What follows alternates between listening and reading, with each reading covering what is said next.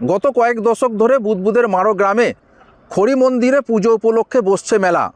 জানা গেছে যে খড়ি নদী বর্ষার সময় বর্ধমান এবং হুগলির বিভিন্ন এলাকা প্লাবিত করে, সেই খড়ি নদীর উৎসস্থল হলো বুদবুদের মারো গ্রাম। এই বুদবুদের মারো গ্রামে রয়েছে একটি ডোবা, সেই ডোবায় নাকি স্নান করলে চর্মরোগ সেরে যায়, এমনটাই দাবি এলাকার বাসিন্দাদের। পাশাপাশি কারোর বাড়িতে কেউ মারা গেলে তাদের অসুচ কাটাতে এই খড়ি নদীর ডোবাতেই ডুব মেরে তারা অসুচ কাটান।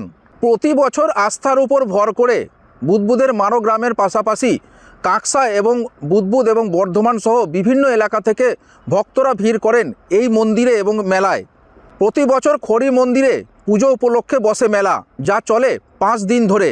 এদিন এই পুজো এবং মেলার উদ্বোধন করেন গলসি 1 নম্বর ব্লকের তৃণমূলের ব্লক সভাপতি জনার্দন চ্যাটার্জি।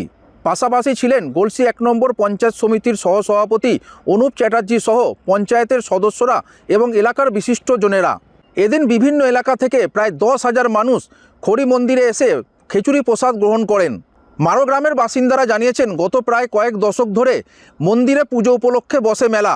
আস্থার উপর ভর করে বিভিন্ন এলাকা থেকে ভক্তরা এই মেলায় ভিড় করেন এবং খড়ি নদীতে ডুব দিয়ে স্নান সেরে মন্দিরে পুজো দিয়ে তারা মেলায় প্রবেশ করেন।